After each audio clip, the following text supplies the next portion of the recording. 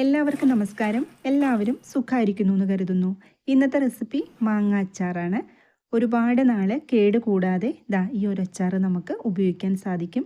Vinegar ഒന്നും ചേർക്കാതെയാണ് നമ്മൾ ഇന്നത് തയ്യാറാക്കിയെടുക്കുന്നത്. ഫ്രിഡ്ജിലൊന്നും വയ്ക്കേണ്ട ആവശ്യമില്ല കേട്ടോ. കുറച്ച് കാര്യങ്ങൾ നമ്മളൊന്ന് ശ്രദ്ധിച്ചാൽ മതി. ഈ മാങ്ങ അച്ചാറിൻ്റെ സ്വാദൊന്നും മാറാതെ അതുപോലെ തന്നെ പൂപ്പലൊന്നും വരാതെ നമുക്കിത് ഉപയോഗിക്കാനായിട്ട് സാധിക്കും.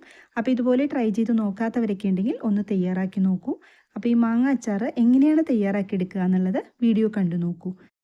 അപ്പോൾ ഞാൻ കുറച്ച് മാങ്ങ എടുത്ത് വെച്ചിട്ടുണ്ട്. ഇതിപ്പോൾ 2 കിലോയുടെ അടുത്ത് വരും കേട്ടോ മാങ്ങ.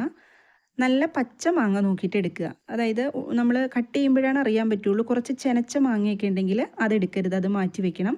ആദ്യം നമ്മൾക്ക് മാങ്ങ ഒന്ന് നല്ല പോലെ കഴുകിയെടുക്കുക.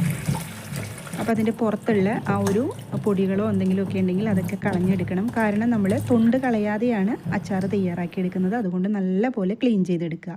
അതായത് ഇപ്പോൾ ഞാൻ നല്ലപോലെ കഴുകിയെടുത്തുകൊണ്ട് വന്നിട്ടുണ്ട്.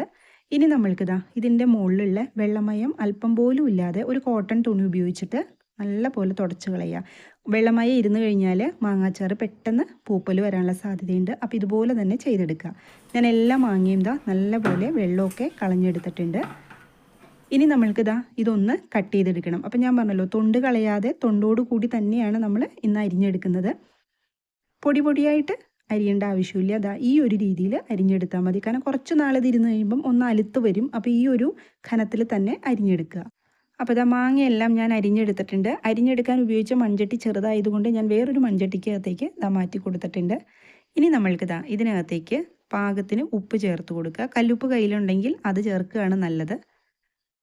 ഞാൻ കുറച്ച് ഉപ്പ് ചേർത്ത് കൊടുക്കുന്നുണ്ട്. അപ്പോൾ മാങ്ങയുടെ അളവനുസരിച്ച് ഉപ്പ് ചേർത്ത് കൊടുക്കുക കേട്ടോ. എന്നിട്ട് നല്ല പോലെ ഒന്ന് ഇളക്കി യോജിപ്പിച്ച് കൊടുക്കുക. നമ്മുടെ ചാനലിലെ കണ്ണിമാങ്ങ കൊണ്ടുള്ള അച്ചാറും ഞാൻ തയ്യാറാക്കിയിട്ട് അപ്ലോഡ് ചെയ്തിട്ടുണ്ട്. കാണാത്തവരൊക്കെ ഉണ്ടെങ്കിൽ കണ്ടു നോക്കൂ. ഡിസ്ക്രിപ്ഷൻ ബോക്സിൽ ഞാൻ ലിങ്ക് കൊടുത്തേക്കാം. ഇനി ഇത് ഒരു 3 മണിക്കൂറെങ്കിലും റെസ്റ്റ് ചെയ്യാനായിട്ട് വെക്കുക. അപ്പോൾ നിങ്ങൾ വൈകുന്നേരമൊക്കെയാണ് മാങ്ങ അരിഞ്ഞു വെക്കണമെങ്കിൽ രാത്രി മൊത്തം അതിരുന്ന് പിറ്റേ ദിവസം അച്ചാർ ഉണ്ടാക്കിയാൽ മതി. ഞാൻ അടച്ചു വെച്ച് കൊടുക്കുന്നുണ്ട്. അപ്പോൾ ഒരു 3 മണിക്കൂർ ഞാൻ ഇതൊന്ന് റെസ്റ്റ് ചെയ്യാൻ വയ്ക്കുന്നുണ്ട്. ആ സമയം കൊണ്ട് കുറച്ച് സാധനങ്ങളൊക്കെ നമുക്കൊന്ന് വറുത്തെടുക്കാം. കടുകാണ് വേണ്ടത്. നമ്മൾ എത്രയാണോ മാങ്ങ എടുക്കുന്നത് അതനുസരിച്ച് കടുക് എടുക്കുക. ഞാനിപ്പം 2.5 ടീസ്പൂൺ കടുക് എടുത്തിട്ടുണ്ട്. നല്ലപോലെ ഒന്ന് ചൂടാക്കി എടുക്കുക. കരിഞ്ഞു പോകരുത് കേട്ടോ. ആ കടുക് ഒന്ന് പൊട്ടി വരുമല്ലോ, അത്രയും തന്നെ മതി. തീ കുറച്ച് വെച്ചിട്ട് വേണം ചെയ്തെടുക്കാനായിട്ട്. കടുകൊക്കെ നല്ലപോലെ ഒന്ന് പൊട്ടി വന്നിട്ടുണ്ട്. ഈ സമയത്ത് ഇതിൽ നിന്ന് ഒന്ന് മാറ്റി കൊടുക്കുക. അതേ പാനിലേക്ക് തന്നെ ഇനി ചേർത്ത് കൊടുക്കേണ്ടത് ഉലുവയാണ്. ഉലുവ ഞാൻ 2 ടീസ്പൂൺ ഉലുവ ചേർത്ത് കൊടുക്കുന്നുണ്ട്. അതും ഇതുപോലെ തന്നെ നല്ലപോലെ ചൂടാക്കിയെടുക്കുക. ഉലുവയുടെ കളർ ഒന്ന് മാറിക്കിട്ടും, അത്രയും മതി കേട്ടോ. കരിഞ്ഞു പോകരുത്. കരിഞ്ഞു പോയി കഴിഞ്ഞാൽ നമ്മുടെ മാങ്ങ അച്ചാറിൻ്റെ സ്വാദേ മാറിപ്പോവും. അതൊന്ന് ശ്രദ്ധിച്ചിട്ട് വേണം ഇത് ചെയ്തെടുക്കാനായിട്ട്. ഇനി വേണ്ടത് മുളക് പൊടി. മുളക് പൊടി നമ്മൾ എടുത്തിരിക്കുന്ന മാങ്ങയുടെ അളവനുസരിച്ച് 2 ടേബിൾ സ്പൂൺ കാശ്മീരി മുളക് പൊടിയും 1 ടേബിൾ സ്പൂൺ സാധാരണ മുളക് പൊടി എടുത്തിട്ടുണ്ട്. ചിലവർക്ക് മാങ്ങാച്ചാറിനൊക്കെ കുറച്ച് എരിവുള്ളത് ഇഷ്ടമുണ്ടാവും. അതനുസരിച്ച് മുളക് പൊടിയുടെ അളവിനൊക്കെ മാറ്റം വരുത്തിക്കൊള്ളൂ കേട്ടോ. ഞാൻ കുറച്ച് കുറവാണ് മുളക് പൊടിയൊക്കെ എടുത്തിരിക്കുന്നത്. നല്ല പോലെ ഒന്ന് ചൂടാക്കിയെടുക്കുക. ഇനി ഇതിനകത്തേക്ക് കുറച്ച് മഞ്ഞൾപ്പൊടി ഞാൻ ചേർത്ത് കൊടുക്കുന്നുണ്ട്. ഒരു 1/4 ടീസ്പൂൺ അത്രയും ചേർത്ത് കൊടുത്താൽ മതി.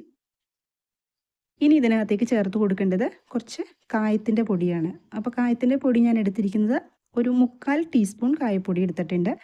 ഇനി കായപ്പൊടി നിങ്ങളുടെ കയ്യിൽ ഇല്ല, മുഴുവൻ കായാണുള്ളതെങ്കിൽ വറുത്ത് പൊടിച്ചിട്ട് ലാസ്റ്റ് അത് ചേർത്ത് കൊടുത്താൽ മതി.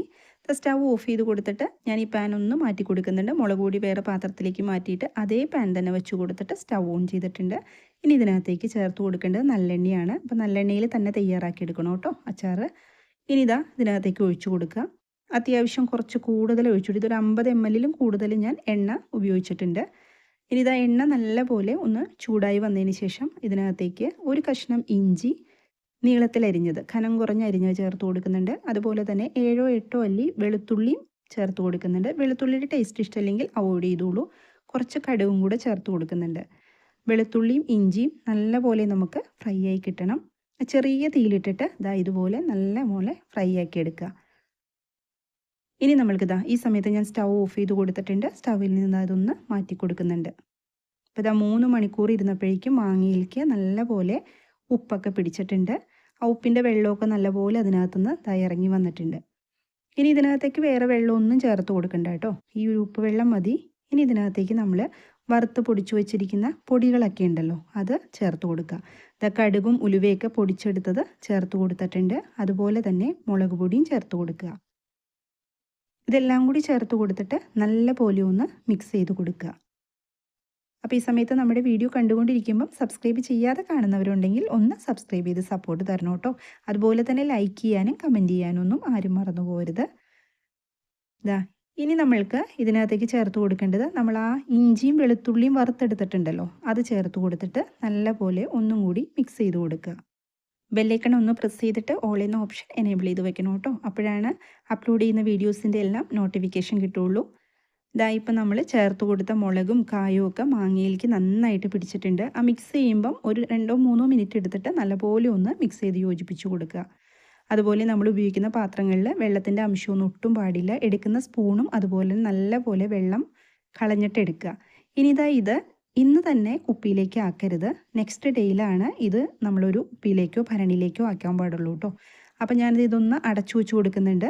കുറേ സമയം ഇരുന്ന് കഴിഞ്ഞാലാണ് ആ എണ്ണയൊക്കെ നല്ലപോലെ തെളിഞ്ഞിട്ട് കറക്റ്റ് പാകമായി വരുള്ളൂ. അതിനുശേഷം മാത്രം ഭരണിയിലേക്ക് ചേർത്ത് കൊടുക്കുക. ഇതിപ്പോൾ പിറ്റേ ദിവസമായിട്ടുണ്ട്. ഞാനിതൊന്ന് തുറന്ന് കാണിക്കാം. ഇപ്പോൾ ഇത് കണ്ടില്ലേ, എണ്ണ നല്ലപോലെ തെളിഞ്ഞു വന്നിട്ടുണ്ട്. അതുപോലെ മാങ്ങയിലേക്കൊക്കെ നല്ലപോലെ ആ ഒരു ഉപ്പും എരിവും ഒക്കെ പിടിച്ചിട്ടുണ്ട്. ചൂടുവെള്ളമൊന്നും ഇതിനകത്തേക്ക് ചേർത്ത് കൊടുക്കേണ്ട ആവശ്യമില്ല. കാരണം ഈ മാങ്ങ കുറച്ച് നാൾ നമ്മൾ ഭരണിക്കകത്തോ കുപ്പിക്കകത്തോ ഇട്ട് വെച്ചിട്ട് ഒരു 2 ആഴ്ച കഴിയുമ്പോഴേക്കും കുറച്ചും കൂടി വെള്ളം ഇതിനകത്തുനിന്ന് ഇറങ്ങും. അപ്പോൾ നമ്മൾക്ക് കറക്റ്റ് പാകത്തിന് കഴിക്കാൻ പറ്റും. കഞ്ഞിയുടെ കൂടെയും ചോറിൻ്റെ കൂടെയൊക്കെ കഴിക്കാനായിട്ട് സൂപ്പർ ടേസ്റ്റാണ് കേട്ടോ. തയ്യാറാക്കി നോക്കൂ കേട്ടോ ഇതുപോലെ. ഇനി നമ്മൾക്ക് ഇതൊരു കുപ്പിക്കകത്തേക്കോ ഭരണിക്കകത്തേക്കോ ഒന്ന് ആക്കി കൊടുക്കാം. അപ്പം ഞാൻ ഒരു ബോട്ടിലിനകത്തേക്ക് ആക്കി കൊടുക്കുന്നുണ്ട്. ബോട്ടിൽ നല്ലപോലെ തുടച്ചിട്ട് വെയിലൊക്കെ ഉള്ള സമയമാണല്ലോ, അപ്പോൾ വെയിലത്തൊക്കെ വെച്ചിട്ട് ഒന്ന് ഉണക്കിയിട്ട് വേണം ഈ അച്ചാറൊക്കെ ഇതിനകത്തേക്ക് ആക്കി കൊടുക്കാനായിട്ട്. അപ്പോൾ ഇതുപോലെ ട്രൈ ചെയ്ത് നോക്കാത്തവരൊക്കെ ഉണ്ടെങ്കിൽ തീർച്ചയായിട്ടും ഒന്ന് ട്രൈ ചെയ്ത് നോക്കൂ. തയ്യാറാക്കി നോക്കിയിട്ട് ഫീഡ്ബാക്ക് ഒന്ന് കമൻറ്റ് ബോക്സിൽ പറയണം കേട്ടോ. നിങ്ങളുടെ കമൻറ്റ് കാണുമ്പോഴാണ് മറ്റുള്ളവർക്കും ഇതുപോലുള്ള റെസിപ്പീസൊക്കെ തയ്യാറാക്കി നോക്കാനുള്ള ഒരു പ്രചോദനം ആവുള്ളൂ. അതുപോലെ വീഡിയോ ഷെയർ ചെയ്ത് കൊടുക്കണം കേട്ടോ. അപ്പോൾ ഇന്നത്തെ റെസിപ്പി ഇഷ്ടമായാൽ സബ്സ്ക്രൈബും ലൈക്കും ഒന്നും ചെയ്യാൻ ആരും മറന്നു പോകരുത്. മറ്റൊരു റെസിപ്പിയുമായിട്ട് വീണ്ടും കാണാം. എല്ലാവരും സന്തോഷമായിട്ടിരിക്കുക. താങ്ക്